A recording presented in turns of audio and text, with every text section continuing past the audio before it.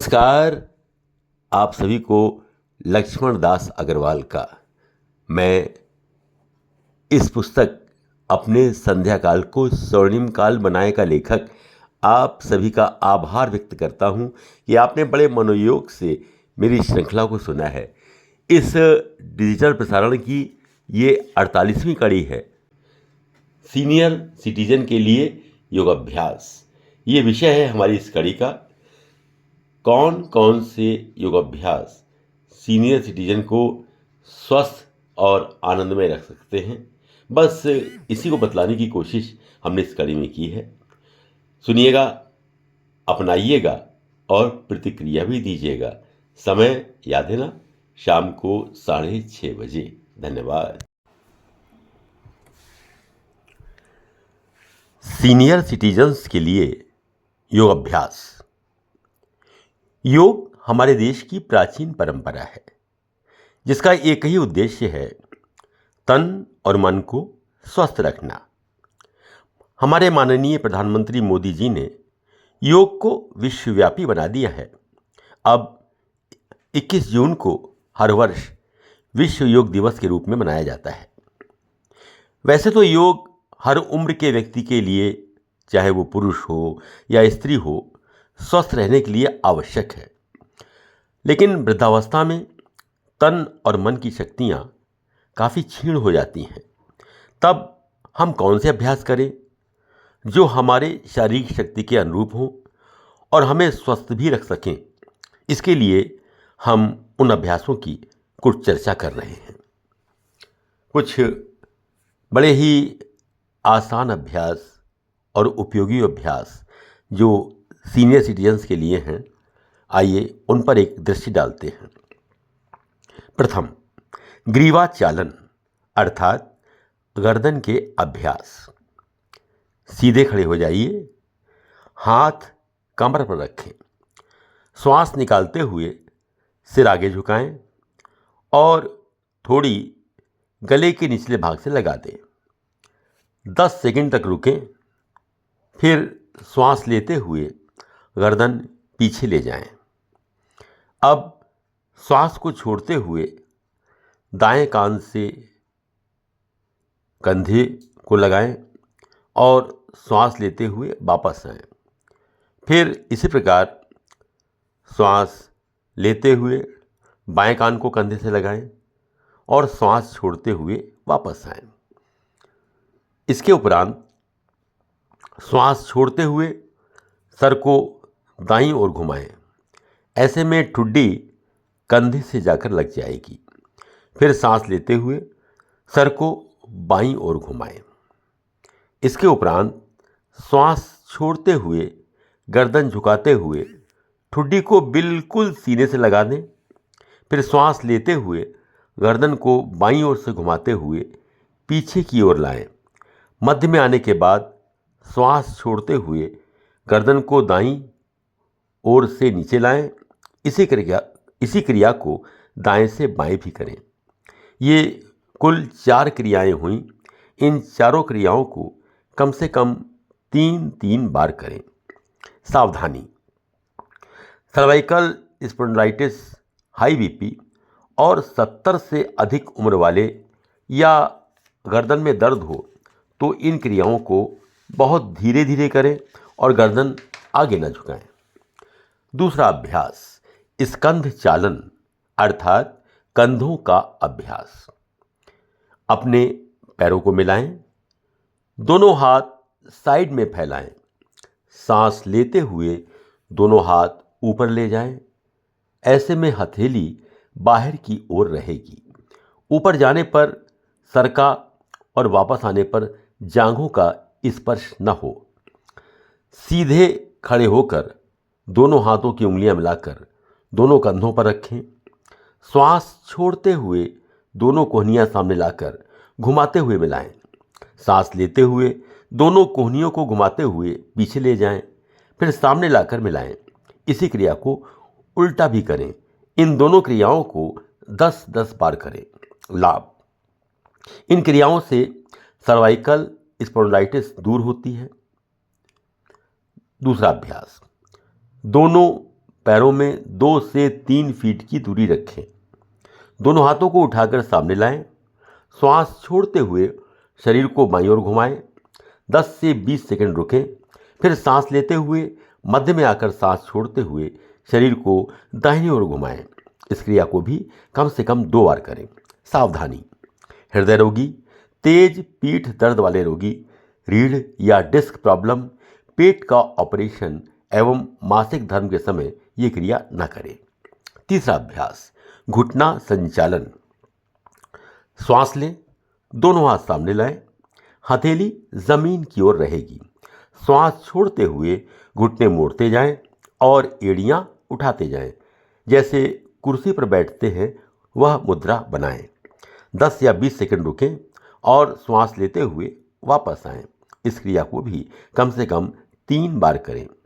लाभ: इस क्रिया से घुटने और कूल्हे के जोड़ मजबूत होते हैं।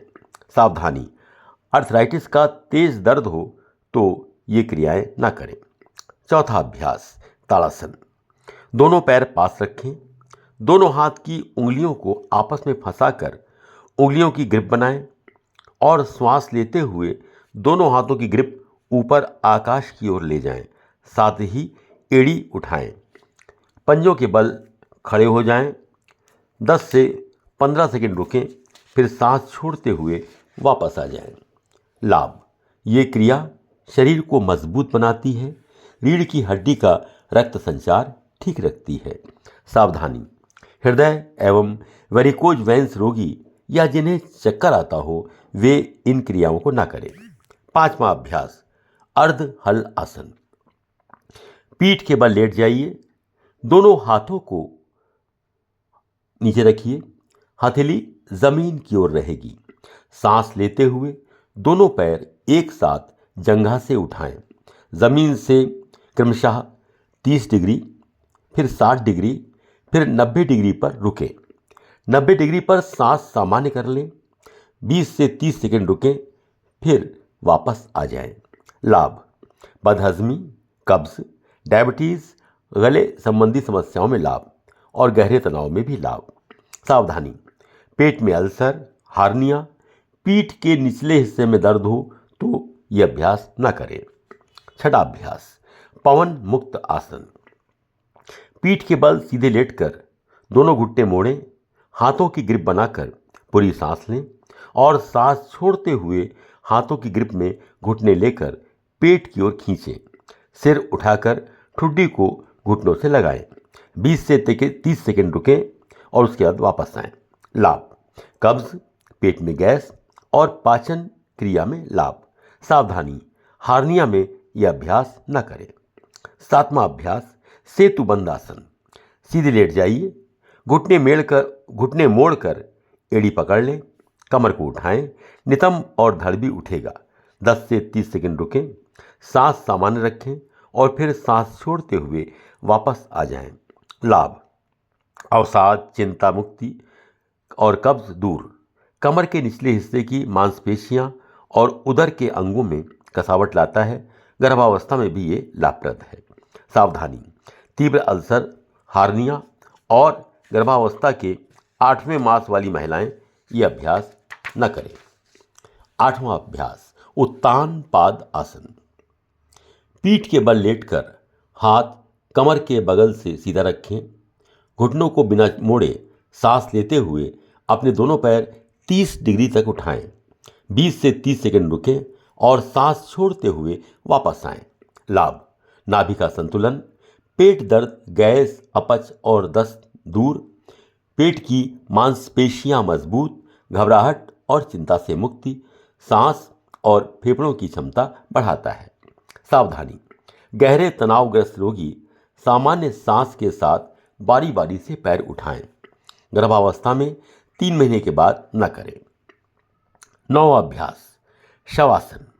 पीठ के बल लेट जाइए। दोनों पांवों में अधिकतम दूरी रखें।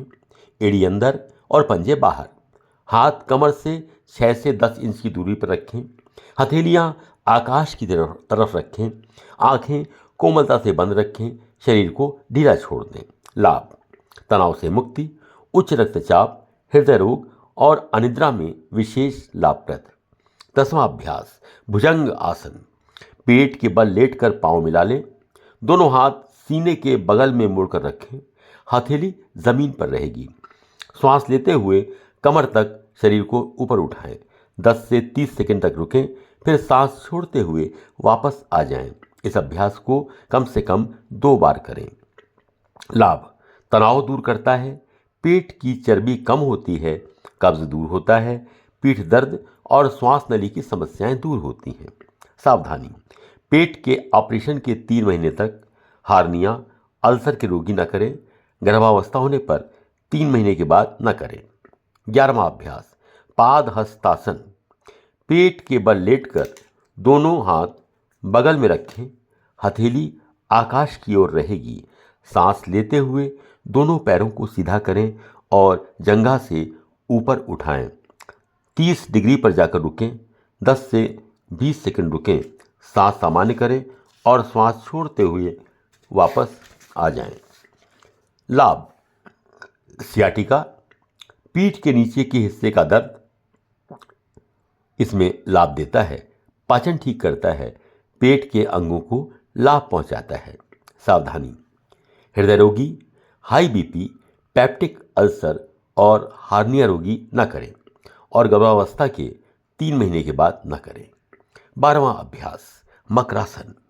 पेट के बल लेट जाइए, पैरों को फैला लें, एड़ी अंदर की तरफ रहेगी और पंजे बाहर की तरफ। दोनों हाथ मोड़कर हथेली एक के ऊपर एक रखें और अपना माथा उसके ऊपर रख दें, शरीर को ढीला छोड़ दें। लाभ: कमर से नीचे के भाग, अस्थियां और पीठ संबंधी समस्याएं दूर होती हैं, तनाव और चिंता से मुक्ति मिलती है। सावधानी: लो ब्लड प्रेशर, गर्भावस्था, हृदय संबंधी रोग वाले लोग न करें। प्राणायाम। आइए अब प्राणायाम पर एक दृष्टि डालते हैं। तन और मन दोनों को संतुलित रखने के लिए और ऊर्जा बढ़ाने के लिए प्राणायाम एक अति आवश्यक क्रिया है और हर उम्र के व्यक्ति को इसे करना ही चाहिए। बुजुर्गों के लिए सबसे ज़्यादा जो उपादेय है वो है नाड़ी शोधन प्राणायाम। इसके 2 स्टेप्स हैं। पहला है अनुलोम विलोम। किसी भी आसन में बैठ जाइए, रीढ़ की हड्डी और सर सीधा रखिए। पहले 2 बार खूब गहरी सांस लेकर के रिलैक्स हो जाइए। इसके बाद बाएं हाथ में ज्ञान मुद्रा, अर्थात अंगूठा और पहली उंगली मिली रहेगी, और दाहिने हाथ में प्राणायाम मुद्रा, अर्थात पहली 2 उंगलियां माथे पर जहां बिंदी लगाते हैं वहां रखें। दाहिने अंगूठे से दाहिनी नासिका को बंद कर बाईं से पूरा सांस लें। पूरी सांस लेने के बाद दाहिनी नासिका से सांस को छोड़ दें और फिर इसका उल्टा करें। श्वास लेने और छोड़ने का अनुपात शुरू में 1-1 और उसके बाद 1-2 होना चाहिए। इसके लिए मन ही मन गिनती करें। मान लीजिए कि आपने 5 तक गिनती गिनते हुए सांस को लिया है, तो पहले शुरू में 5 तक गिनती गिनते हुए ही सांस को छोड़ें, बाद में धीरे धीरे 10 तक गिनती गिनते हुए छोड़ने का अभ्यास करें। नाड़ी शोधन प्राणायाम। सारी क्रियाएं अनुलोम विलोम की भांति ही करें। परिवर्तन ये है कि इसमें सांस को रोकना है, अर्थात पहले आपने सांस को लिया, फिर रोका और फिर छोड़ दिया। इसका अनुपात 1-4-2 होना चाहिए, अर्थात 5 तक गिनती गिनते हुए आपने सांस को लिया, 20 तक गिनती गिनते हुए सांस को रोका और 10 तक गिनती गिनते हुए सांस को निकाल दिया। लाभ: सर्व रोगनाशक, हृदय रोग, उच्च रक्तचाप में भी लाभ, मन में निश्चलता और शांति, एकाग्रता, तनाव और चिंता से मुक्ति, जीवनी शक्ति बढ़ाती है, कफ विकार दूर होते हैं और हार्मोन का संतुलन होता है। तीसरा अभ्यास भ्रामरी प्राणायाम। किसी भी आसन में बैठें, नेत्र बंद कर लें, श्वास खींचकर जब श्वास छोड़ें तो भौरे की तरह गुंजन करते हुए श्वास को वापस छोड़ें। लाभ: तनाव, क्रोध, चिंता, अति सक्रियता दूर कर एकाग्रता, मस्तिष्क एवं तंत्रिका तंत्र पर सकारात्मक प्रभाव, नाक, कान और नेत्र को स्वास्थ्य प्रदान करता है। ये मुद्रा कम से कम 5 मिनट करनी चाहिए।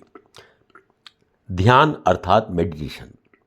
ध्यान के तमाम सारे अभ्यास योग शास्त्र में बताए गए हैं, लेकिन बुजुर्गों के लिए सबसे अच्छा तरीका है शांभवी मुद्रा।